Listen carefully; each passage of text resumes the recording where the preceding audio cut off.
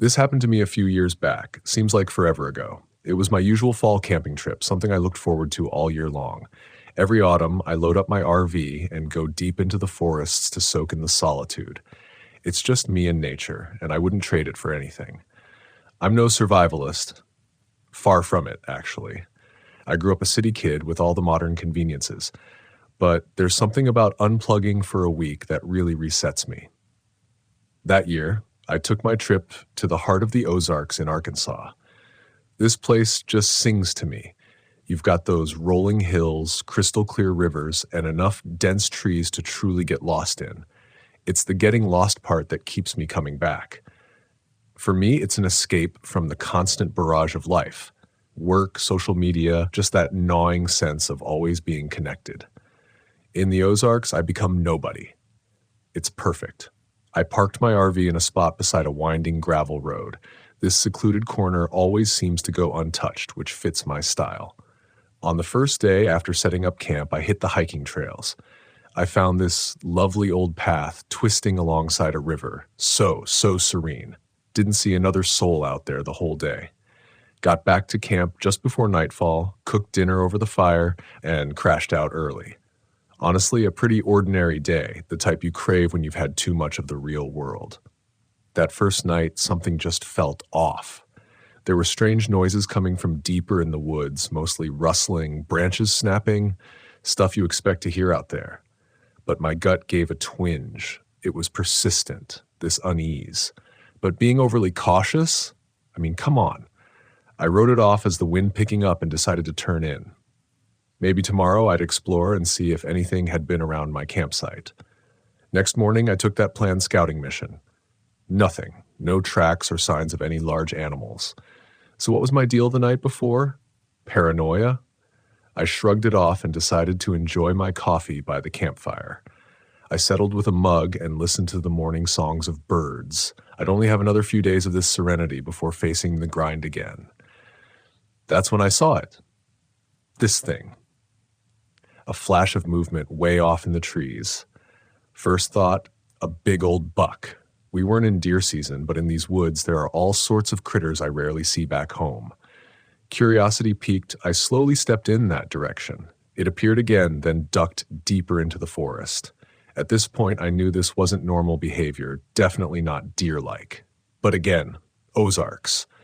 Who knows what lurks here?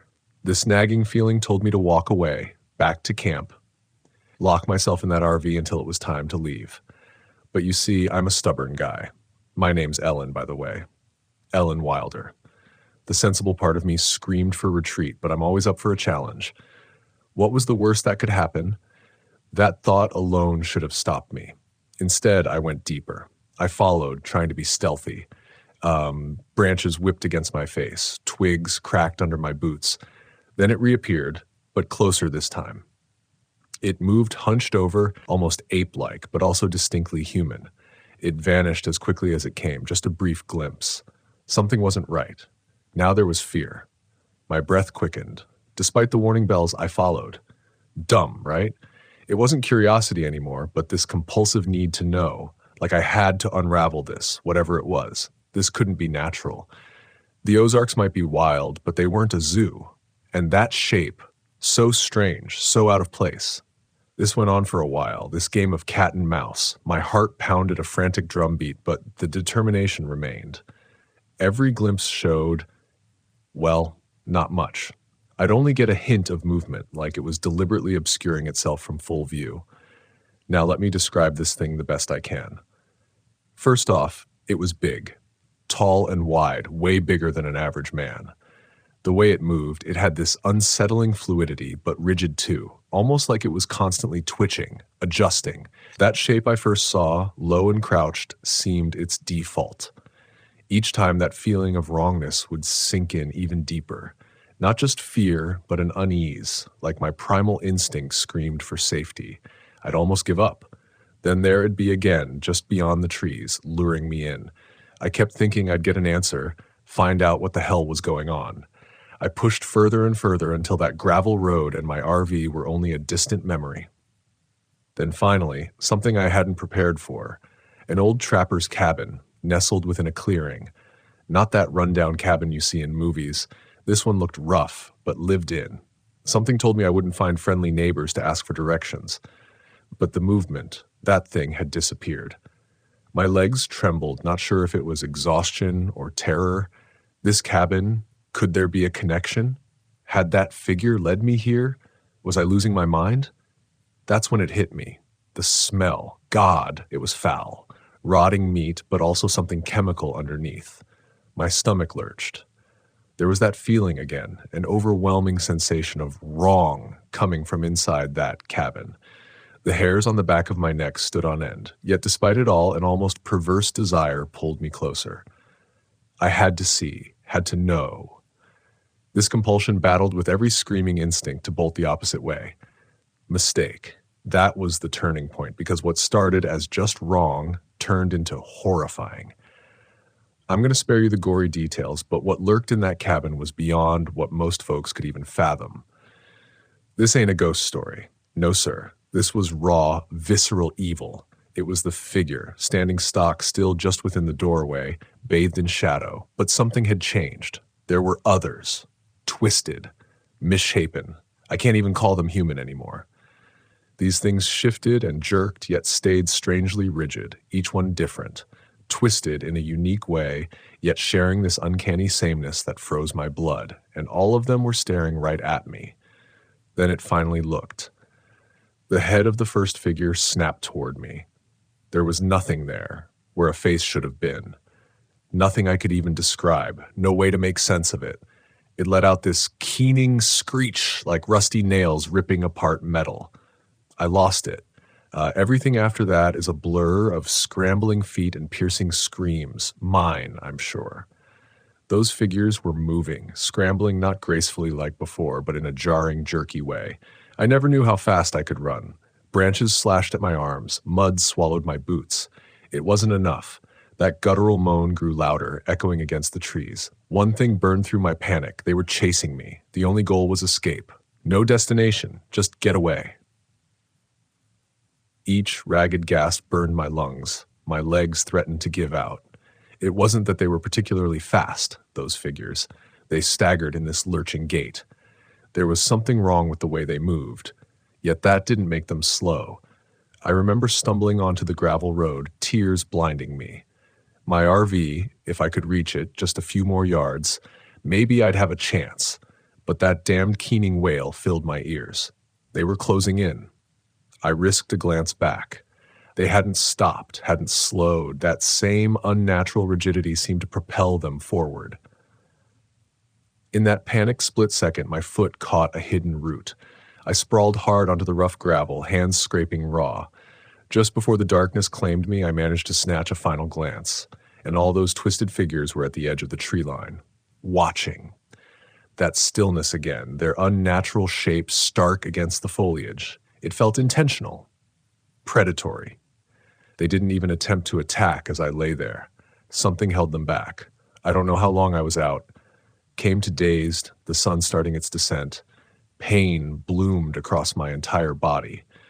When I tried to stand, a wave of nausea swept over me. Broken ankle, probably.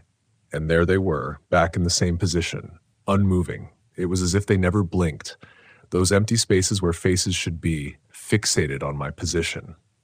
Night fell, an agonizing stretch of time where survival hinged on pure desperation. It didn't look like they could cross out from under the trees. I realized, if I crawled painfully on my belly toward my RV, the line of sight could break momentarily.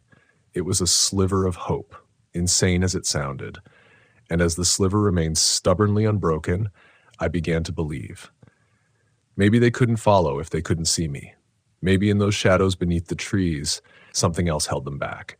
With every agonizing twist of my body, that damned moaning chorus never changed in volume. Yet the camper drew closer, closer, until finally my outstretched fingers scraped the metal door handle. Somehow, in my fumbling, the door opened. I hauled myself inside, slamming and locking it behind me with barely a second to spare. Even within the safety of the camper, the moaning reverberated. That's when I heard it, clawing, scratching. It was all over the camper's thin sheet metal, Something pounded frantically against the windows. But with dawn, even the scratching finally ceased. Silence. I didn't move. Didn't check until long after the sun was back in the sky. Finally, my shaking hands grasped the steering wheel. My fractured ankle pulsed in protest. But gritting my teeth, I slammed the RV into gear. I barely dared look in the rearview mirror as I left that gravel road behind. Those woods might hold countless unseen horrors, but those figures never chased me again. Years have passed. Still, on particularly silent nights when the wind whispers through the trees just so, I swear I can hear that low, eerie moaning, that unnatural call. Every time it sends a prickle of ice down my spine. They never caught me. I got lucky. Maybe others haven't. All I know is, whatever dwells in those Ozark woods, it isn't what you'd expect. It's worse. They say ignorance is bliss. Sometimes curiosity bears a terrible price. I still try to forget the unnatural way they moved, the hollow spaces where their faces should be. It'll haunt me as long as I live. It was an odyssey into the depths of pure fright, an experience that redefined the very notion of terror. For within those shadowy woods, in that isolated realm, the human capacity for unimaginable evil took form. Some monsters lurk in the whispers of legends. Others exist in the harsh light of day. I faced the latter, and it forever changed me. My yearly camping trips never went beyond the local campgrounds after that. I have no explanation for those creatures, not one that makes any sort of rational sense. Were they failed experiments? Some dark cult's victims? Who knows? But in those moments I felt hunted, not just stalked, but watched meticulously. Like a specimen. It gnaws at me to this day. Did that thing, the first one, deliberately draw me deeper, lead me to the cabin? I reported what I saw, of course. The police thought I was crazy. I spun some tale of a drug-fueled hallucination, but they didn't fully buy it. The look in their eyes said enough. Maybe a few searched out there, deep in the woods. Did they ever find that old cabin? If so, they kept it well hidden. There's no article, no missing person report, nothing that might explain it all.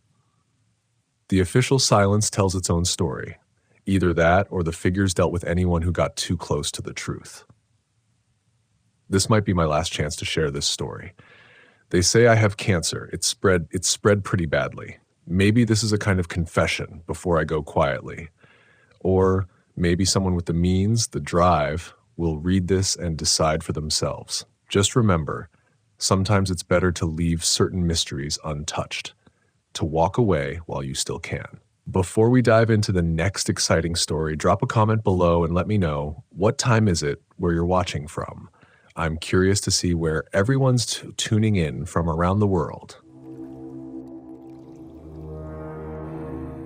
Have you ever had one of your favorite activities completely ruined for you, maybe forever, due to a negative memory associated with it? I have. I don't think I'll ever be able to sleep outside of anything that remotely resembles a house again after one night in late June of 2019. My boyfriend Tim and I had been together for about 2.5 years and actually met through some mutual friends who, like both of us, loved being outdoors, hiking, biking, kayaking, camping, you name it. We'd do it and probably had done it. Now, we're not really averse to getting dirty or smelling horrible after spending days in the wilderness, but I would say we tried to avoid it if at all possible. For that reason, we decided soon after moving in together to buy a decent-sized RV trailer. He already drove a truck, very useful for carrying outdoor gear or accessing remote-ish trails, so we invested a solid chunk of change in a 20-foot trailer. It was surprisingly pretty nice. I won't say it was the Ritz-Carlton of the camping trailer world, but it was better than sleeping on the ground with bugs and dirt and who knows what else. The back of it had a bathroom with a toilet, shower, and window. The middle had a kitchen and a couch that folded into a bed, and the front had another bed. No frills, but it got the job done.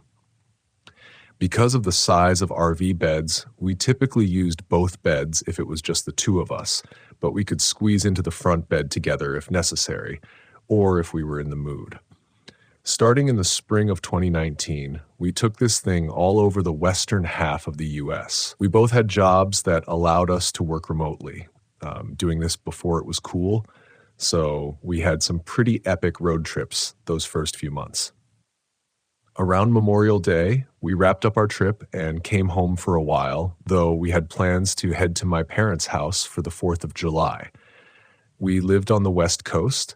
They lived back in the Midwest. So it entailed a couple of days of driving. Rather than just driving as fast as we could, we decided to bring the trailer and make a week out of it, leaving near the end of June with plans to see the Grand Canyon, Painted Desert, Petrified Forest, and a whole slew of other stops along the way. On our 4th day of the trip, after we'd done most of our sightseeing, we pulled over at an RV park somewhere east of Albuquerque. Now, I would like to apologize to any New Mexico residents who may read this, but we weren't exactly getting the best vibes from the state thus far. Most of the people had been friendly, but there were like 100 too many stop driving drunk signs for our liking. So we weren't exactly eager to stay, if possible. Our accommodations for the night were on the outskirts of a small town, the kind where all the streets were numbered, and one main avenue through town had the gas station, general store, and church on it. If you've ever traveled the U.S., no matter what part of the country you're in, you've been through hundreds of these. We rolled in as the sun was beginning to waver and drop below the brown, dusty, mountainous peaks in the distance, creating a hazy light at dusk. We had established a good routine. I got the steps and awning on the trailer set up while Tim emptied the gray and black water tanks, for lack of a better term, our used shower water and poop, respectively, and replenished the clear water tanks. The campground was set up in a couple of large circles and was mostly empty. There were a couple of large 40-plus foot RVs set up on another side, and a few older couples at a fire pit in front of one of them, probably some people enjoying retirement, and a few other camping spots taken by vehicles or camps of varying sizes and elaborateness. The left side of our trailer was parallel to some thick brush and trees, so the right side, the one with the door, opened into the rest of the park. As I stood facing the RV, all 5'4" of me trying to reach and pull the awning down, I heard the hum of a motor approaching behind me. I turned to see a man on a quad bike approaching. Probably just some guy wheeling around because he's bored, I thought. I resumed working on the awning. I heard a shout behind me over the whine of the engine. "You need a hand?" I glanced over my shoulder and gave a half smile. "No thanks, I got it." The man got off the bike anyway. He stood on the opposite end of the awning from me, reached up and pulled, extending the cover over the porch of the trailer. "Oh, thanks," I said sheepishly. He nodded. I eyed his clothing. He had a blue polo shirt, khaki shorts, and a black baseball cap with some sort of logo on it. He also had a belt with what appeared to be a gun. His eyes were sort of small and beady and darted quickly around. There was a brief moment of silence as we gave each other a once-over. He squinted his eyes. "I'm Marco. I work security here," he said suddenly. "Oh, well, thanks," I replied awkwardly. This guy was definitely making my spidey senses tingle.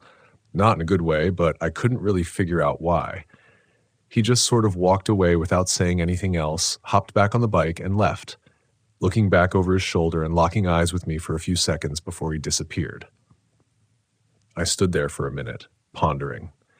He's probably just kind of a socially awkward, weird dude, I reassured myself, going back to finishing up the task at hand. I felt an arm reach around my waist and grab.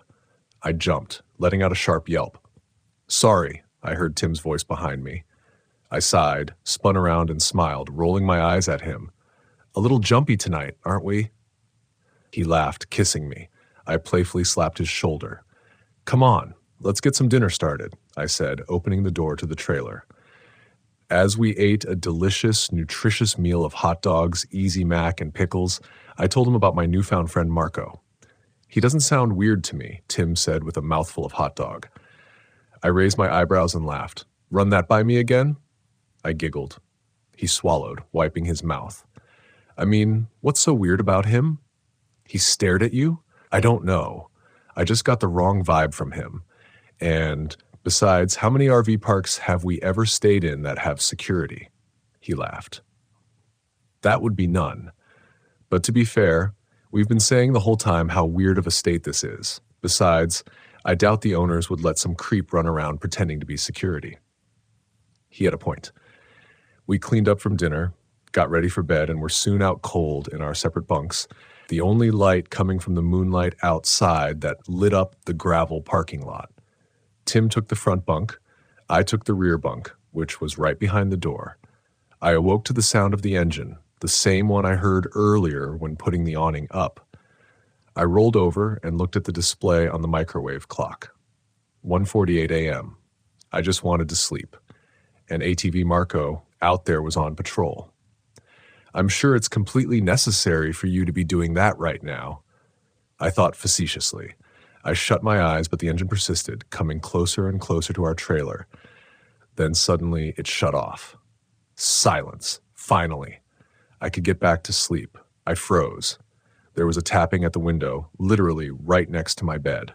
If I rolled over, my face would be a few inches from the glass. I could hear a faint, low male voice from outside the window. You need to come outside, right now. He kept repeating it.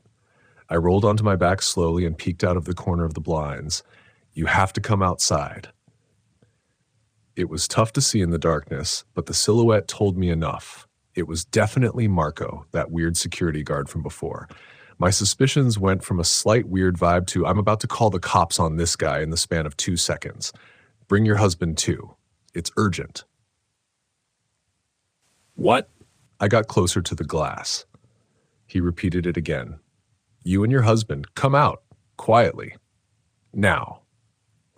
Before, I was convinced this guy was some sort of rapist or something. Now, I wasn't sure. He either wanted to murder both of us or he legitimately needed us for some unfathomable reason. I still have no idea why. Maybe it was that aforementioned impeccable intuition, but I slowly stood up and crept toward the door. Glancing over at Tim, he was both fast asleep and probably naked. I decided that if Marco had truly evil intentions, I could scream loud enough to wake Tim and probably anyone in a half-mile radius. So I let him sleep peacefully. I silently opened the door and poked my head out. Marco stood crouched near my window and turned his head toward me. There's someone in the trailer, Marco said bluntly in a quiet voice. What? I whispered. Yeah. My boyfriend is asleep in there. I had no idea what this guy was talking about. No, there's someone else in there, he hissed urgently. In my half-asleep stupor, I still had no idea what was going on. I stepped down out of the trailer, rubbing my eye, and let the door slam behind me, causing a loud bang. Marco winced and rushed over to the door. I heard a thudding in the back of the trailer, then a shout from within. Marco rushed in, pulling the gun from his hip. I was close behind. A man was standing on the bed I'd just been sleeping on. He was short with dark features, a torn pair of pants, and a plain black t-shirt. He had long, scraggly hair. His right arm was outstretched, holding a long knife, but he wasn't really pointing it. He just sort of held it. It was pointed sideways, with the bottom of the blade facing the ceiling. That was creepy enough, but as we stepped into the trailer, he looked our way. He opened and closed his mouth a couple of times before letting out the most bizarre scream I've ever heard. It wasn't high-pitched. It was almost like if Kurt Bain's drawn-out screaming in aneurysm was done by a guy that might be a serial killer and was currently threatening my boyfriend. Oh, my boyfriend. I hadn't even looked at him. Though it had only been a couple of seconds, he had pulled the blanket up to cover most of himself and was holding a pan, which he must have grabbed off the shelf next to his bed. Marco held up his gun, and the man took off running to the back of the trailer, still screaming. The way he ran almost reminded me of an animal. He sort of trotted one leg at a time, leaning forward as he did, but with way more speed than you would expect. The door to the bathroom was open, which must have been where he had hidden.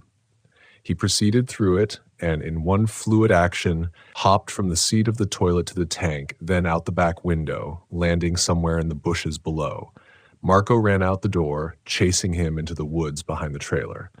I stood in the trailer in a state of shock as Tim sat up in a similar wide-eyed state. I sat on the bed slowly next to him. We were silent for what felt like forever. He exhaled loudly. "Yeah," I said, "I know what you mean." He smiled slowly. The rest of the night was a blur. The police came and took statements from most of the people staying at the park. The owner didn't sleep there at night. He arrived and apologized profusely, refunding our fee for the night. Marco had chased the guy for a few minutes on foot, but lost him somewhere in the thicket. As far as I know, they never caught the guy, and they'd never heard of any incidents similar to ours to indicate where this guy might have been before. Before we left, I asked Marco how he knew the guy was in our trailer.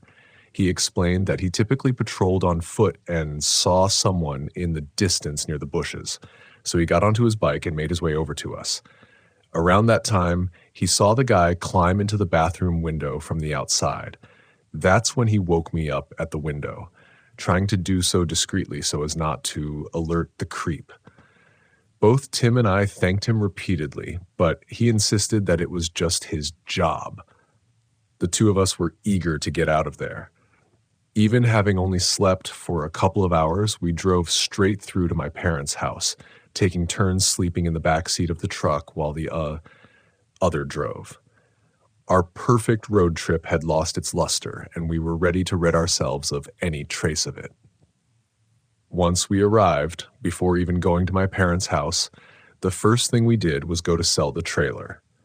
Neither of us had any desire to keep the thing after what had happened, and frankly, I didn't think I would be camping again for a very, very long time. We pulled into the RV dealer and were able to quickly get a person to talk to. After making up some reasons for wanting to sell it, something about needing the money for an addition on our house, I think we were a few signatures away from the trailer and hopefully the associated experiences no longer being in our possession. "Now, if you can just get me the title for the trailer, that will be all we need," the salesman said. "I'll go get it while you sign these," I said to Tim. "In the glove box of the truck, right?" he affirmed. I left the office and opened the passenger door of the truck, leaning on the seat as I popped the glove box open. It was kind of a mess, which was odd because Tim usually kept it very organized. I rifled around and found the document I was looking for. As I pulled it out, a square of paper fell out and landed face down on the floor mat. I picked it up and turned it over. Then my jaw dropped. It was a Polaroid photo, dated the night it had happened, taken of me, asleep in bed. My name is Richard Jones, and this went down back in 2020, right out in the Blue Ridge Mountains in North Carolina. I thought I'd found the perfect campsite, middle of nowhere, just me and my RV with the fridge stocked with beer. I'm a simple guy, so this was paradise. No one bugging me, no deadlines, no cell service. Just the open forest and a sky full of stars. I parked near a patch of trees beside a thin creek, planning to spend the weekend doing absolutely nothing. Not that I was unfamiliar with camping. I'd been doing these solo trips for years, but never quite this deep in the woods, and definitely never with the kind of trouble that was about to hit me. Around dusk on the first night, I was roasting hot dogs over the campfire when I heard some rustling just beyond the trees. My immediate thought was bear, so I didn't move a muscle, figured if I sat tight it would lose interest. The rustling stopped, and I convinced myself it was a raccoon or something harmless. I went to bed in my RV, locked the doors, and that was that. The next morning, I stepped out to stretch, and there, about 30 feet from my RV, was this torn-up bag. Trash was scattered everywhere. It wasn't my trash. I always keep things tidy and secure. This was someone else's trash, and it looked old. Rusted cans, bits of stale food, even an old shirt ripped to shreds. But the weird part was, it didn't look like an animal had done it. I wasn't sure why, but it gave me that itch in the back of my mind, like something was off. Later that day, I decided to check out the creek. Figured a little walk by the water would clear my head. The path along the bank was overgrown, like no one had been there in ages. That was the appeal of it, honestly, the untouched wilderness. But about a quarter mile in, I came across something strange. There was a campsite, or what used to be one. An old tent, collapsed and torn, lay on the ground. Empty cans, a rusty cooking pot, all left to rot. It looked like someone had just walked away and left everything behind.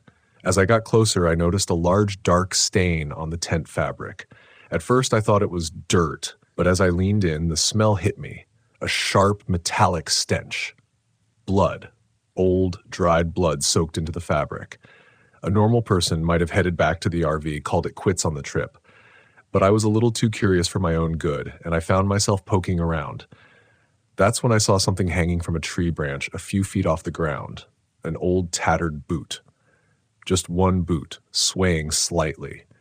It felt staged, like someone had placed it there on purpose, and it unsettled me enough to finally call it a day and head back to my campsite.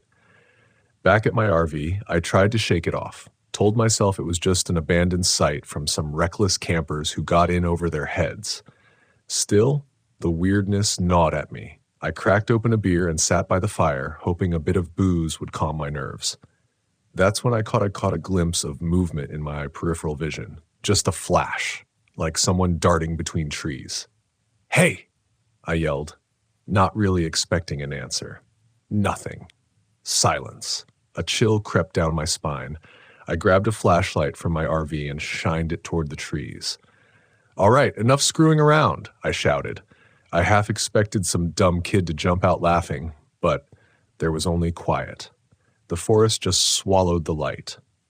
Around midnight, I'd managed to drift off to sleep when I woke up to a sound I couldn't place, a sort of dragging noise, low and slow, like someone pulling a heavy sack across the dirt. I sat up, holding my breath, listening. The sound stopped, then started up again, closer this time. I was wide awake now, my heart pounding like a jackhammer. I scrambled for my flashlight, turned it on, and pointed it out the window. I saw him, a man, hunched and dragging something behind him. He was filthy, clothes tattered, hair wild, his face obscured by grime and shadows. He was dragging what looked like a bundle wrapped in an old blanket. He stopped, lifted his head toward my RV, and smiled. Not a friendly smile, but something cold, calculating. He raised a finger to his lips, signaling me to stay silent. Then he kept walking, dragging his bundle toward the creek. I wanted to scream, to yell, but fear clamped down on my throat. I just watched him disappear into the darkness. At sunrise, I was out of the RV, determined to pack up and get out of there. I threw my stuff together and was about to start the engine when I saw something propped up against the RV door. It was an old Polaroid photo, weathered and faded. In the photo was the man I'd seen last night, standing by a campfire with another person, a young woman. She looked terrified, eyes wide, her face half in shadow. My stomach twisted. Had he been watching me the whole time? Every instinct screamed at me to leave, but something made me get out of the RV. I scanned the area, half expecting him to be hiding behind a tree. I spotted the edge of the creek and decided to see if there was anything down there. Part of me hoped I'd find nothing, that I'd hallucinated the whole thing. Instead, I found the bundle he'd been dragging, partially buried under a pile of leaves and twigs. It was bigger than I'd thought. I knelt down and, with shaking hands, pulled back a corner of the blanket. Inside was what was left of a human body, decomposed beyond recognition. The stench hit me hard, and I staggered back, fighting the urge to vomit. I fumbled for my phone, realizing too late that there was no signal out here, no way to call for help. I stood there, heart pounding, when I heard footsteps behind me, slow, deliberate. I turned, and there he was, the man from the night before, standing just a few feet away, watching me with that same cold smile. "Find something interesting," he asked, voice raspy, almost a whisper. I opened my mouth, but nothing came out. My mind was racing. I had no weapon, no way to defend myself. I took a shaky step back, hoping I could make it to the RV, but he mirrored my step forward. "People come out here looking for peace and quiet," he said, almost conversationally. "Some never leave." He lunged at me then, a blur of motion. I dodged to the side, stumbling over the uneven ground. He swung something, a heavy stick, maybe a branch, and I felt it graze my shoulder. I scrambled to my feet and bolted toward the RV, adrenaline giving me a speed I didn't know I had. I reached the RV, yanked the door open, and dove inside, slamming it shut just as he reached me. He pounded on the door, yelling, but I locked it and scrambled to start the engine. The RV roared to life, and I hit the gas, the wheels churning in the mud before finally gripping. I tore out of there, not looking back. I drove for miles, not caring where I was going, just wanting to put as much distance as possible between me and that man.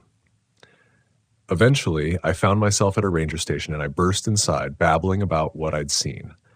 They took me seriously enough to call in a search, but when they went back to the site, they found nothing. No bundle, no blood, just an abandoned campsite. I was questioned, of course, and I told them everything I could remember. They seemed skeptical, but one of the rangers mentioned that they'd had reports over the years of people disappearing in the area. Most chalked it up to getting lost, but there was always a dark undercurrent to those cases, rumors of a drifter known to prey on campers. After that day, I never went camping alone again. I always thought the vastness of the desert would calm me. It was what I needed after everything that had happened at work. The constant pressure, the unrelenting deadlines, the suffocating feeling of being boxed into the same routine. I had planned the trip to Big Bend National Park months ago, thinking a week away from it all would clear my head. Solitude in the desert seemed like the perfect way to hit the reset button. I'd heard the stories, of course, rumors of spiritual significance, whispered legends passed down by native tribes, but I'd never put much stock in that kind of thing. They were just stories, right? I was wrong. Big Bend is a place where the land meets the sky in such a dramatic way that it's almost unnerving. The sun bakes the earth by day, and at night the stars stretch endlessly, a canopy of light over the barren landscape. The silence is deafening, and out here, far away from everything, it feels like the world is holding its breath. I arrived at the park late in the afternoon, the sun already beginning to dip behind the distant Chizos Mountains. My plan was simple: hike the trail to the window, a spot famous for its breathtaking sunset views.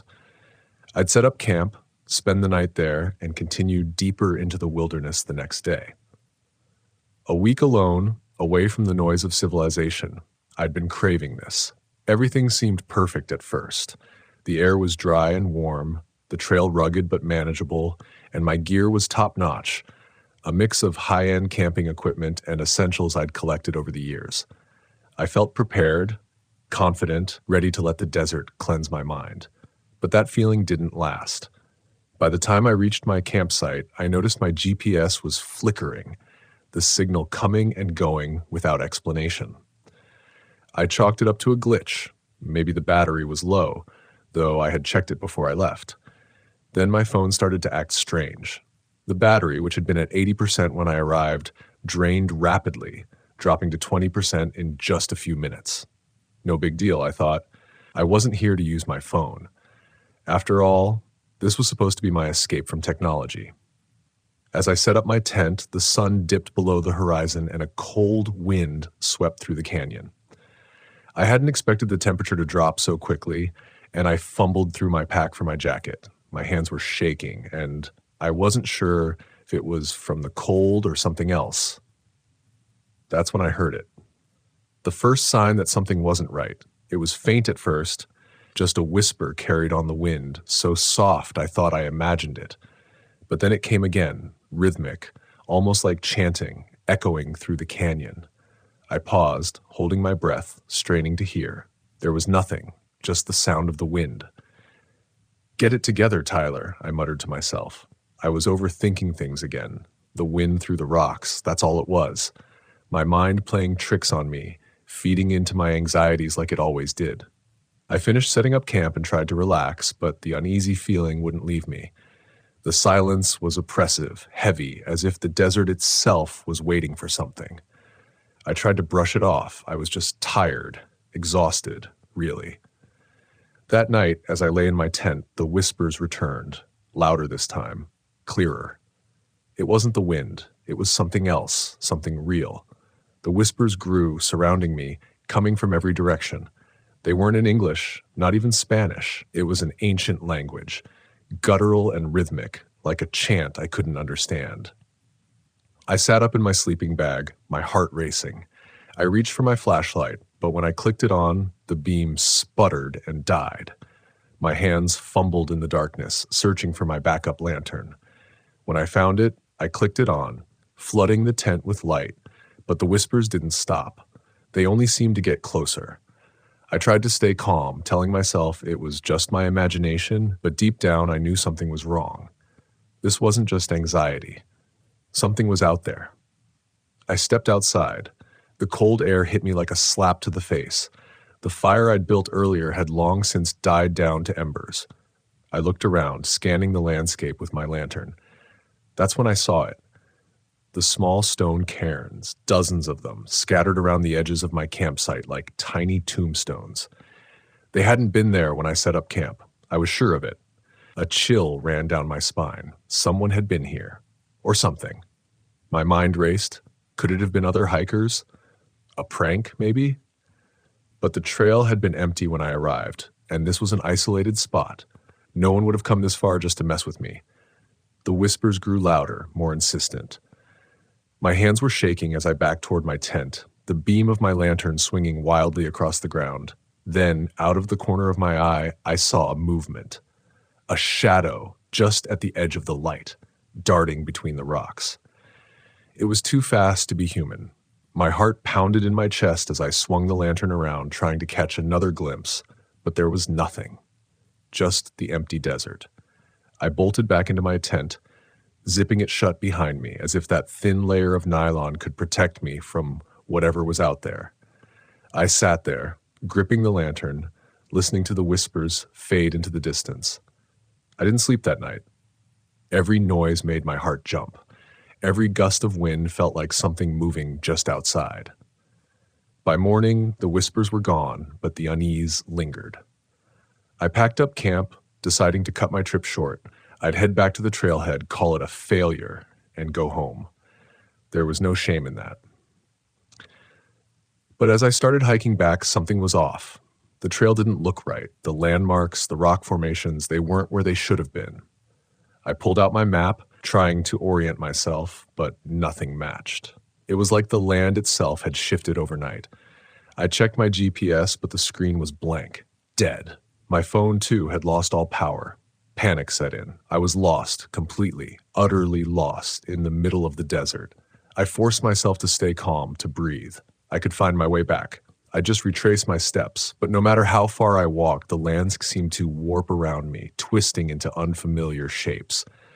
My footprints, which should have been visible in the sand, were gone, erased, as if I'd never walked that way at all. The sun climbed higher in the sky, beating down on me, but the cold from the night before hadn't left. It clung to me, seeping into my bones, and then I saw it again. The shadow, it was farther away this time, just a dark figure standing on the ridge, watching me. I froze, my breath catching in my throat. It was tall, impossibly tall and thin. I couldn't make out any features, just its silhouette against the sky. It didn't move. It didn't come closer. It just stood there, watching.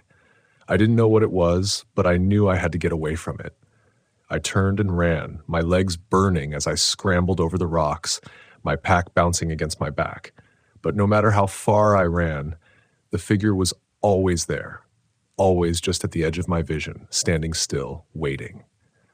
My mind raced with the legends I'd read before the trip, stories of La Malahora, the evil hour, a spirit that lured travelers to their doom. It was said to appear just before tragedy struck, a warning of death. I hadn't believed in those stories, not really. But now, with the shadow stalking me, I wasn't so sure. The sun began to set, casting long shadows across the desert. I was exhausted, my body aching, my mind frayed. I couldn't keep running. I had to face it. I stopped, turning to look at the ridge behind me. The shadow was closer now, standing still, its dark form blending with the rocks. I took a deep breath, trying to steady my nerves. "I'm not afraid," I said aloud, though my voice wavered. "I'm not afraid of you." The shadow didn't move, but I felt its presence, heavy and oppressive, weighing down on me. My heart raced, but I forced myself to stand my ground. Slowly, the figure began to fade, dissolving into the landscape like smoke. The whispers, too, faded into the wind, growing quieter until they were gone. I stood there for a long time, the desert silent once more. The sky darkened above me. I didn't know what had just happened, but I knew one thing for sure. I couldn't stay here any longer. The next morning, I found the trail. The landscape had returned to normal, the landmarks in the right places, as if nothing had changed. I made my way back to the trailhead, my legs weak, my mind still spinning from the encounter. I left Big Bend that day, never to return. Some people might say it was just my imagination, that the isolation and the anxiety had gotten to me. But I know what I saw, I know what I heard. The desert is a place of mystery, a place where the veil between worlds is thin, and sometimes something crosses over. My name is Eric Martinez, and what I'm about to say happened back in 2020 when I was living off the grid in a small cabin tucked behind a stand of old juniper trees near Lava Hot Springs, Idaho. Just me and the scraggly ravens that perched on my roof. I'd been there about 6 months, ever since I decided that I'd had enough of my old life as a high school math teacher in Boise. I was tired of the noise, the internet, the plastic-wrapped produce. Out here, I got my water from a creek, fed my stove with split logs, and sometimes even fixed my own shoes when the soles wore thin. I'm not saying I was a tough guy. My ex-wife would have laughed at the notion, but I managed. I like to think I was getting the hang of self-reliance. At least I did, until I found the first dead man. It was a late afternoon in early August. The sun sat low, the sky tinted with a rusty glow. I was walking the half-mile trail down to the creek, with my fishing pole balanced over my shoulder, humming a bit of some old Willie Nelson tune, when I smelled something like spoiled meat. At first, I figured a deer might have died nearby. Dead animals were a fact of life out here. But then I saw him, a man slumped against a boulder, face slack, neck twisted at an angle that made my stomach flutter. He wore a flannel shirt, jeans, and heavy boots covered in dried mud. I didn't know him. His eyes were wide open, clouded over. I noticed his torso looked wet, as if he'd been drenched, but it wasn't water. It was dark, sticky blood. I wanted to turn and run, but something kept me there. I guess I was stunned. This wasn't supposed to happen in my quiet corner. I thought about checking his pockets for ID, maybe some clue, but I just stood there whispering, oh God," under my breath. Eventually, I backed away and hurried home. My cabin had no cell service, so calling the police wasn't simple. The nearest road was a couple miles through uneven terrain, and I had no car, just a battered old bicycle and the promise I'd made to myself to live simply. I decided I'd bike out at first light to the nearest ranger station I knew of, about 7 miles north. That night, I barricaded my door with a shovel and a wooden chair, feeling foolish and scared. I tried to sleep, but kept hearing twigs snap outside. Every shift of the wind sounded like a footstep. When I managed to doze off, I dreamed of eyes watching me through cracks in the wall. I got on my bike at dawn. The trail was rough with loose rocks that made my wheels slip. After maybe half an hour, I came across something I hadn't noticed before, scuffed footprints leading off the main path. They looked recent. I stopped, knelt down, and saw a crushed cigarette butt half buried in the dirt. I didn't smoke. Not many folks wandered out here. The nearest neighbors, if you could call them that, were a couple of ranchers about 4 miles east who sometimes passed by in their pickup.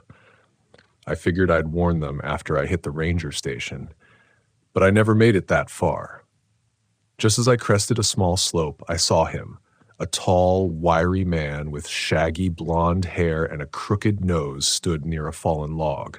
He wore faded cargo pants, a gray tank top, and carried a short hunting knife clipped to his belt. The moment he saw me, he froze, then turned slightly, as if trying to block my view of something behind him. My breath caught. I tried to act normal, raising a hand as if greeting a fellow hiker. "Hey," I said, my voice sounding thin. "Everything okay?"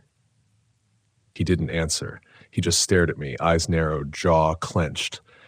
I slowed my bike, thinking I'd turn around. Then I noticed what was behind him, another body, sprawled face down, arms outstretched. This one looked fresh. I saw blood gleaming on the damp ground, my stomach twisted. "Look," I said, voice cracking, I just live up the way. Don't want any trouble. I'm going to get the authorities. I can send help." It was a dumb thing to say. I know, the man just kept glaring. Then he took a step toward me, hand moving to the knife. I didn't wait. I spun my bike around, pushed off the ground, and pedaled like my life depended on it. Behind me, I heard him running. I swear I could hear his breathing, ragged and determined. The trail back home felt twice as long. My thighs burned. When I glanced over my shoulder, I saw him closing the gap, boots pounding the dirt. I thought I might vomit from fear. Somehow, I reached my cabin door, flung the bike aside, and fumbled with the latch. I stumbled inside and shoved the chair back under the knob. Outside, I heard him shout something, like, "Open up." The voice sounded agitated, maybe desperate. Then he tried the door. It rattled. My heart hammered. I grabbed my old axe that I used for splitting wood. I stood there in the center of the room, sweat trickling down my face. My cabin wasn't a fortress. It was more like a shed with ideas above its station. If he wanted in, he'd get in. I bit my lip and fought the urge to scream. After a minute, the rattling stopped. I listened. Silence. Maybe he left, but I doubted it. For the next hour, I stayed put, listening to the wind. Then I heard footsteps circling around. I smelled smoke. I realized he was lighting something, a cigarette maybe, and pacing outside. A new problem. The cabin had a tiny back window. If he found that, he could break in easily. I kept glancing at it, expecting to see his face. I remembered the ranchers. If I could just slip away at night, maybe I could reach their place. They had a truck, they had a phone. But that meant I had to leave the cabin with that man outside. I waited until the sun dipped low, my hands shaking every time a branch cracked. Finally, after hours of tense stillness, I decided I had to try. I gathered a few things: my flashlight, a can of beans, the axe. My plan was to slip out quietly after dark. I waited until the sky turned deep blue, then crept to the back window. I slid it up an inch at a time. Every small noise felt deafening. Eventually, I managed to slip out, landing softly in the brush behind the cabin. I crouched low and listened. Crickets chirped. No footsteps. No breathing. I started to move, stepping carefully over dry twigs. I made it about 30 yards before I saw him again. He'd climbed a tree, a pine leaning over a small clearing. I nearly stumbled right into his line of sight. He hadn't seen me yet. I held my breath, hugging the ground. I could see his silhouette perched on a thick branch, head turning slowly. He was waiting me out like a cat waiting on a mouse. I realized how patient he could be. I needed to outsmart him. I crawled back a bit, heading deeper into the brush where it was thicker and darker. When I finally emerged on the other side of a small gully, I thought I was safe. But as I tried to cross a patch of open ground, he rushed out from behind a rock. He tackled me hard, knocking the air from my lungs. My flashlight flew out of my hand. We rolled, his knee grinding into my ribs. I felt a flash of panic. He reached for his knife, and I swung my axe awkwardly. I caught him in the forearm, and he let out a sharp cry. That gave me a second to scramble away. He lunged after me and managed to grab my ankle, pulling me down. I twisted and kicked, my boot connecting with something soft. He grunted and let go. I rolled onto my feet, panting, and backed away, holding the axe out in front like a clumsy swordsman. He stood there, breathing hard, blood dripping down his arm. The moonlight showed me his face, sharp cheekbones, tense jaw, eyes that looked both angry and thrilled. He was enjoying this in some sick way. "Why are you doing this?" I said. My voice sounded too high, too weak. He didn't answer. Instead, he sidestepped, trying to circle me. I felt my back pressing against a tree trunk. I was trapped. I had to try something. I faked to my left, then darted to my right. He swiped at me, the knife slashing the air close enough that I felt a rush of wind. But I kept going, pushing through scrub and thorns, ignoring the scratches on my face. I don't know how long I ran, but I found myself at the creek bank, breathing in raspy gulps. I knew this land well enough to guess that if I followed the creek upstream, I'd reach the old rancher's property. Maybe I could find them. Maybe they could help. I stumbled along the uneven rocks, my legs aching. After a few minutes, I saw a shape in the water, something large and still. As I moved closer, I realized it was a body, half submerged, another victim. A woman this time. Her hair fanned out, her arms stuck on a branch. My stomach twisted again. This man had done this more than once. He was hunting humans like game. I heard a sound behind me, footsteps on gravel. I couldn't run forever. I needed a plan. Up ahead, I saw the rancher's weathered fence line. That meant their place was near. I pushed myself harder. Then I spotted lights through the trees. The rancher's small cabin came into view, a faint glow in the window. My hope soared. I shouted, "Help! Help me!" I rushed forward. The door opened and old Mr. Palmer stepped out, shotgun in hand. "Who's out there?" he called. Before I could answer, the killer appeared at the edge of the clearing. Palmer saw him and raised the gun. The killer didn't hesitate. He charged. Palmer fired, but the shot went wide. The killer reached him and slashed. Palmer cried out, dropping to his knees. I froze, horrified. I screamed, "No," and rushed toward them. Mrs. Palmer, who must have been inside, shrieked and tried to pull her husband back. The killer turned, knife raised, edge ready to strike again. Desperate, I swung the axe, this time with both hands. I caught the killer in the shoulder. He staggered, letting out a muffled yelp, and turned on me. We struggled, bodies colliding, until my axe handle snapped with a loud crack. He slashed at me, catching my side. Pain flared, my vision blurred. But something saved me. Mrs. Palmer scrambled for the shotgun her husband had dropped. She fired. The blast tore into the killer's back. He stumbled forward, dropping the knife, falling face first into the dirt. He twitched once, then went still. I stood there, chest heaving, my hand pressed to my bleeding side. Palmer lay on the ground, groaning softly, alive, but hurt. Mrs. Palmer shook, tears on her cheeks. The smell of gunpowder filled the air. I knelt beside Palmer and pressed my shirt to his wound to slow the bleeding. Mrs. Palmer was calling for help on their landline. I stared at the killer's body. He looked smaller now, twisted awkwardly in the dirt. The threat gone. I had never imagined I'd see such violence in a place I'd chosen for its quiet. An hour later, as we waited for the paramedics and the sheriff, I kept replaying everything in my head. The bodies, the fear, that silent determination in the killer's eyes. I tried to make sense of it, but I couldn't. Some people are just broken, I guess. I remember sitting there, my side throbbing, my mouth dry, wondering if I'd ever feel safe off the grid again. I wondered if I'd ever forget the smell of that first dead man. I doubted it. I just sat there, holding pressure on Palmer's wound, listening to the distant sound of sirens approaching through the Idaho darkness. I parked my RV deep in the Black Hills, farther than I'd ever dared to go before. The last sign of civilization had been a gas station over an hour back, and now it was just me, the trees, and the silence. And that was exactly what I wanted. Solitude. After the divorce, I craved it like a drug. I needed this trip to remind myself of who I used to be, before the arguments, before the failures, before the loneliness settled in like a slow-burning rod. Out here, surrounded by miles of forest, I'd find peace. At least that's what I told myself as I killed the engine, the sudden quiet swallowing me whole. I climbed out of the RV and stretched, breathing in the sharp, cold air. The Black Hills were breathtaking. Tall, ancient pines rising like sentinels against the darkening sky. The wind was still, not even a rustle of leaves. Just silence. I walked around the clearing, feeling the weight of the world lift ever so slightly with each step. This was why I loved the wilderness, the isolation, the escape. But there was something off this time, a heaviness in the air. I'd been here before, years ago, but it had never felt like this. I shook off the feeling.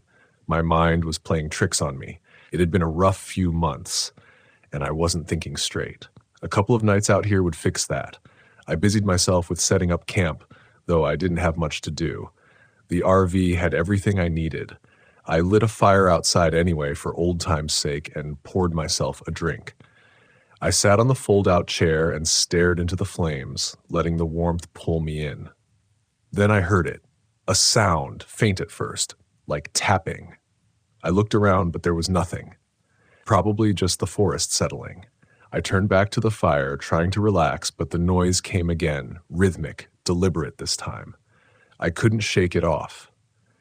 Animals, I muttered to myself, standing up and shining my flashlight into the trees. The beam cut through the darkness, illuminating the dense undergrowth. I scanned the edge of the forest, expecting to see a raccoon or a deer, but there was nothing.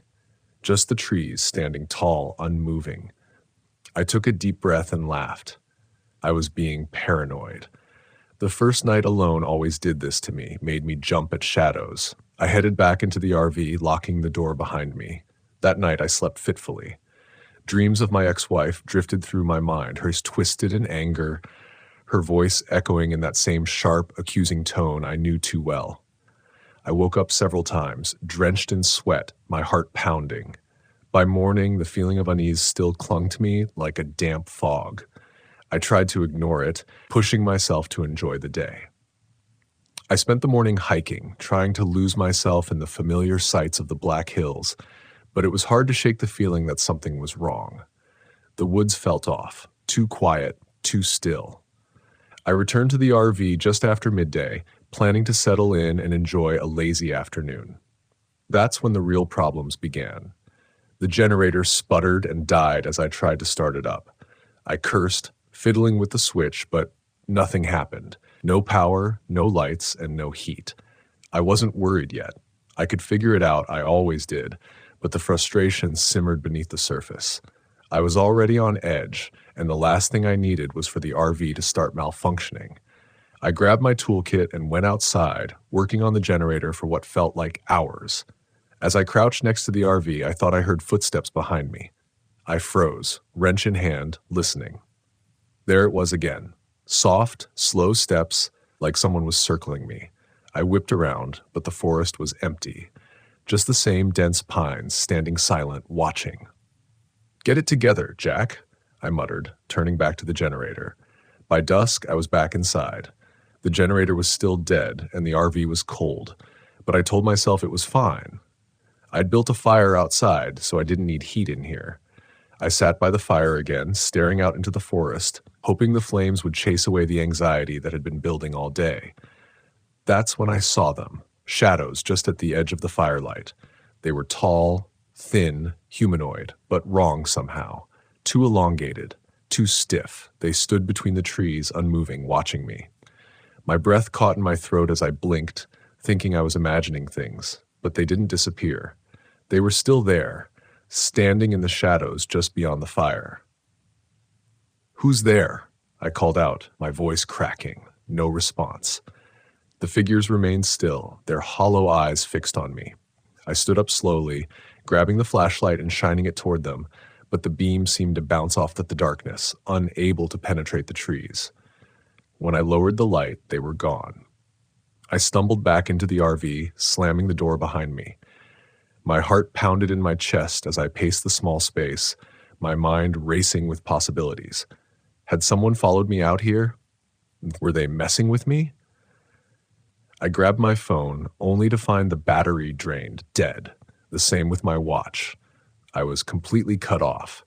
I tried to calm myself down, but the sense of dread was overwhelming. I felt like I was being watched, even inside the RV. I peeked out the window, expecting to see those figures again, but the clearing was empty. The fire outside was still burning, casting flickering shadows across the ground. I crawled into bed, wrapping myself in blankets to ward off the chill that had settled in.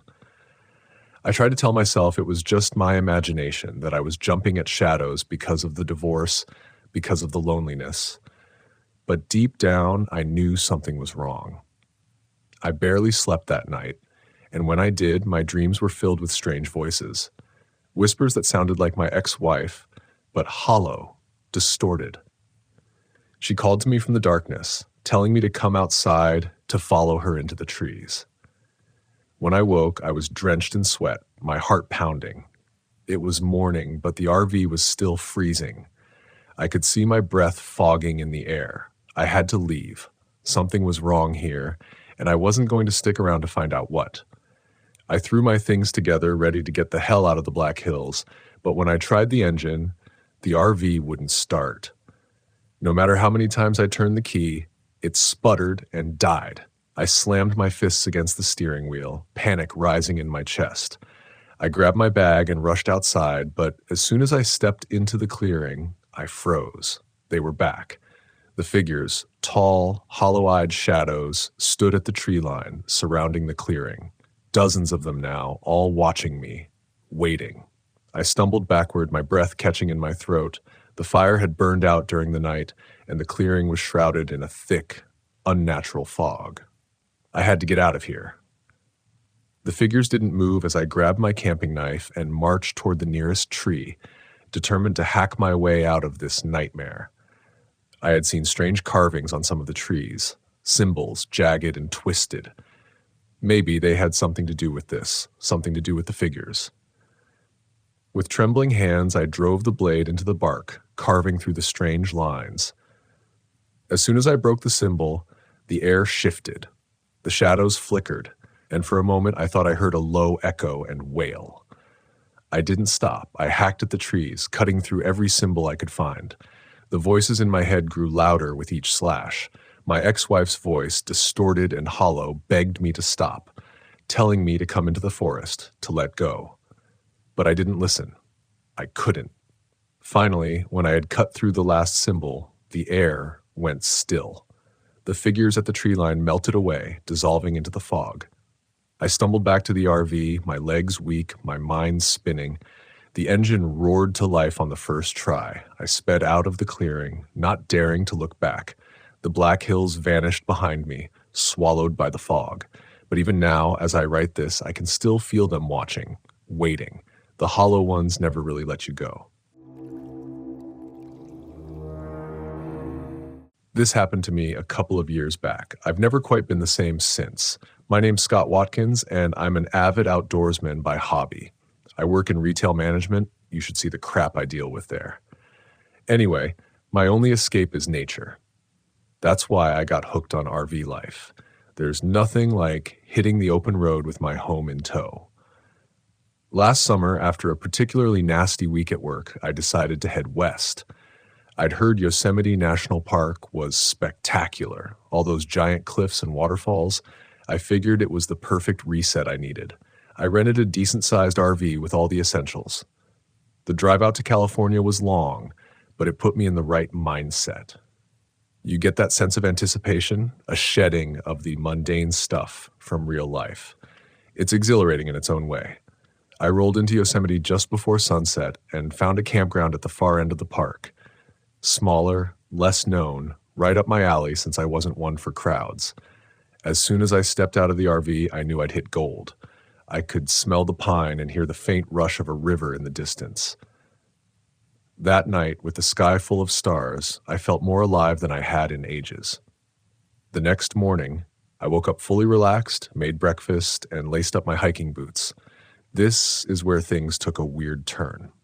While on a trail deeper in the woods, I came across a ramshackle cabin. It seemed abandoned and run down, something nobody had used in years. Curiosity got the better of me. You watch too many wilderness documentaries, and you start picturing grizzled mountain men and lost history. There was this weird symbol carved into the door of the cabin. Nothing I recognized. I didn't give it much thought, figuring it was hiker graffiti or maybe an old hobo sign. Took some pictures, figured I'd do some research on it later for fun. The rest of the day I enjoyed. Took another long hike, cooked dinner overlooking one of the valleys, a typical tourist trip, but I couldn't shake the image of that cabin. It had felt unnerving somehow. When it got dark, I settled in, planning to get an early start the next day. That's when it started. At first, I thought it was wind whipping through the trees, making a whistling sound, but it kept getting louder, more persistent, and it wouldn't stop. I sat bolt upright in the RV's tiny bed, trying to figure out what it was. Then it finally struck me. It wasn't the wind. It was someone out there calling in a high-pitched, eerie way, like half bird, half human. The hairs on the back of my neck stood on end. This continued throughout the night, and I got zero sleep. As the sky slowly began to lighten, the chilling calls finally faded away. At that point, I was in full-blown freak-out mode. Packed up everything in record time, then hauled out of the campground like a maniac. Didn't look back once. Back on the highway, it took a minute to get my wits back. What the hell was that thing in the woods? A prankster messing with folks? Some crazy person living in the wilds? It didn't really compute. It just felt wrong. Too animalistic. Too strange. My rational brain fought against what I'd heard, but I knew what I'd experienced.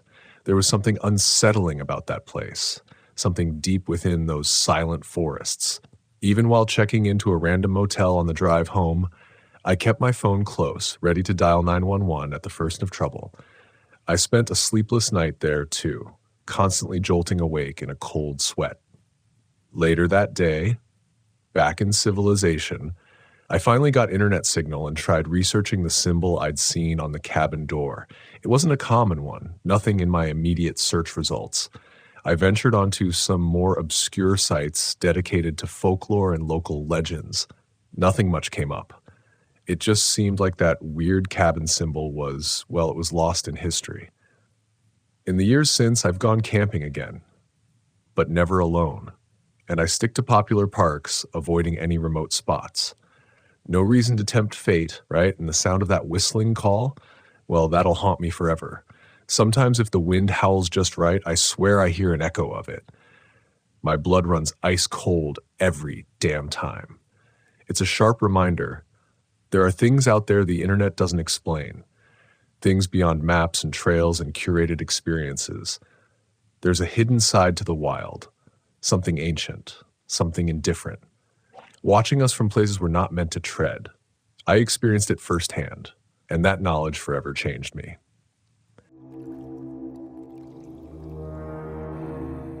I should have known something was wrong the second I stepped out of the RV. The forest around me felt too still. The kind of stillness that makes you question whether the world itself is holding its breath, waiting for something to happen. But I brushed it off. I was in the middle of the Sawtooth National Forest, miles from any other campers or hikers. This was exactly what I wanted, complete isolation. This place was going to make for the perfect series on my channel. Unmarked trails. I'd call it a deep dive into forgotten paths, places people were too afraid to explore. And this one, it had all the elements of a viral video. No one knew much about the unmarked trail I was hunting, only vague rumors of hikers disappearing and whispered stories of something called the Collector. Something about that name intrigued me. I wasn't one to believe in folklore or ghost stories, but my audience loved them, and that's what mattered. The first 2 days passed uneventfully. I hiked, filmed B-roll footage, and narrated into my camera about the history of the area. The trail I was following wasn't exactly easy to find. I had to rely on a few tips from locals, a vague map sketched by a guide at a general store, and a lot of guesswork. But I found it. An overgrown path cutting into the forest, almost hidden by the surrounding brush. Perfect. This is it, I said into the camera, feeling the excitement bubble up. The forgotten trail. I spent that afternoon hiking along it, deeper into the wilderness than I'd planned. Time got away from me, but the sun was still up, casting golden light through the canopy. I knew I had to head back to camp soon, but the trail kept pulling me further. I wanted more footage, more content for the channel. By the time I returned to my RV, dusk was settling in. I set my gear down, sat by the fire I'd built earlier, and reviewed the footage. That's when I noticed it. In the background of one of my shots, there was something. A figure standing just at the edge of the trees. It was faint, barely visible, but definitely there. A tall, shadowy outline, watching me. I rewound the clip and zoomed in, but when I played it back again, the figure was gone. Just trees. The hairs on the back of my neck stood up. I had been alone all day, hadn't I? It's nothing, I muttered to myself, shaking off the creeping unease. Probably a glitch in the camera, some kind of light distortion. I'd seen that before. But even as I tried to rationalize it, my eyes kept drifting back to the tree line, scanning for movement. Nothing. That night, I barely slept. Every little noise made me sit up in bed, ears straining, heart pounding. But the forest was quiet, just the occasional rustle of leaves. Still, that feeling, the gnawing sensation of being watched, clung to me even as the fire burned down to embers outside. The next morning, I pushed my nerves aside and geared up again. Today was the day I was going to push deeper into the trail. I was determined to find something, anything, that could give my channel the edge I was looking for. I packed my camera, drone, and enough supplies to last until nightfall. As I set off, something felt different. The forest had taken on an oppressive quality. The air was heavier, the light dimmer. The trail seemed to have changed too. The trees were growing closer together, the undergrowth thicker. Landmarks I thought I'd passed before were suddenly missing, or maybe I'd misremembered them. Either way, I felt more disoriented than I'd like to admit. But I pressed on. Several hours into the hike, my camera started malfunctioning. The battery, fully charged that morning, drained rapidly. The drone refused to take off. When I checked the footage I'd shot, static filled the screen, blurring everything. My frustration grew, but I wasn't about to quit. Not yet.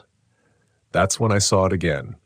Ahead on the trail, the figure. It stood between two trees, far enough away that I couldn't make out any details, but close enough to feel its presence. Tall, impossibly tall, and still.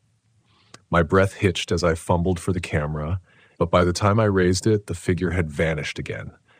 I stood frozen for a moment, my pulse racing. What the hell was that? I wasn't imagining things. There had been someone or something out there. But there was no sign of anyone now. No footprints, no rustling leaves, just silence. I should have turned back then. I should have packed up and left. But something deeper than curiosity kept me going. It was pride, maybe ego, the need to prove to myself that I wasn't just a YouTuber chasing shadows. I was a professional. I knew these woods. I pressed on, my mind racing with thoughts of how this footage, real or not, could be my breakthrough. I could see the thumbnails, the titles, the cursed collector trail captured on film. It would go viral, guaranteed. But as the hours dragged on, the trail seemed to twist and turn in ways that didn't make sense. I wasn't sure how far I'd gone anymore. The sun, which should have been high in the sky, seemed to hang low, casting long shadows earlier than it should have. And then I heard the whispers. At first, they were faint, barely audible over the crunch of my boots on the dirt, but the deeper I went, the clearer they became. Voices, indistinct like a conversation just out of earshot. I stopped, straining to listen. My heart thudded in my chest. Ryan. The voice was soft, almost gentle, but hearing my name sent a cold shiver down my spine. I spun around, scanning the forest, but there was no one, just trees. And then there it was again, the figure, closer this time. It stood in the shadows, tall and unmoving, its eyes glowing faintly in the dim light. I took a step back, my breath quickening. This wasn't possible. It couldn't be real. Ryan. The voice was clearer now, coming from the figure. My legs felt heavy, frozen in place as I stared, unable to look away. It didn't move, didn't approach. It just stood there, watching. I fumbled for my camera, hands shaking, but when I hit record, the screen flickered and went black. The battery was dead again, my phone too, completely drained, though it had been fully charged that morning. Panic surged through me. I turned and bolted down the trail, my feet pounding the dirt. But no matter how far I ran, the forest seemed to stretch on forever. The landscape twisted around me, trails splitting off in directions I hadn't seen before, paths looping back on themselves. I was trapped. I stopped to catch my breath, leaning against a tree, my head spinning. The whispers hadn't stopped. They circled around me now, growing louder, more insistent. Come deeper. I shook my head, trying to clear the fog of fear that clouded my mind. I wasn't going to let this happen. I'd survived worse. I just needed to think, to get my bearings. But then I saw it. My camp, the RV. I stumbled forward, relief flooding through me as I reached the clearing. But something was wrong. The RV looked different, older, like it had been sitting there for years, weathered and decaying. I backed away slowly, my mind racing. This wasn't possible. I had only been gone a day, 2 at most. But the way the RV sagged, its windows cracked, and the rust that ate away at the metal, it felt like I'd been gone for much longer. Ryan. The voice was right behind me. I turned, and there it was, the collector. It stood at the edge of the clearing, its shadows stretching toward me, its eyes glowing brighter now, like embers in the dark. I wanted to run, but my legs wouldn't move. Ryan, come with me. The collector's voice was a low whisper, soft and inviting, pulling at me, urging me to follow. It took a step forward, and I could feel its presence, heavy and cold, as though the very air around me had thickened. No. I choked out, my voice barely audible. The collector's eyes burned into me, its shadow growing longer, reaching out. I stumbled backward, finally breaking free of the paralysis that gripped me. Without thinking, I turned and ran. My legs burned as I sprinted into the trees, away from the RV, away from the trail. The forest seemed to close in around me, the trees twisting and shifting as I ran. I didn't know where I was going, just that I had to get away. The whispers followed me, echoing in my ears, growing louder and louder until they became a roar. But I kept running, pushing through the exhaustion, the fear, the disorientation. I didn't stop until the first light of dawn broke through the trees, and when I finally did, I realized I had made it out. The forest was still behind me, the whispers gone, the collector nowhere in sight. I was alive. But I didn't feel relief, only emptiness. I left the Sawtooth National Forest that day, my RV abandoned where it had been claimed by the forest. I never posted the footage. There was nothing to show anyway, just static shadows and whispers. And sometimes late at night, I can still hear the collector calling my name, waiting.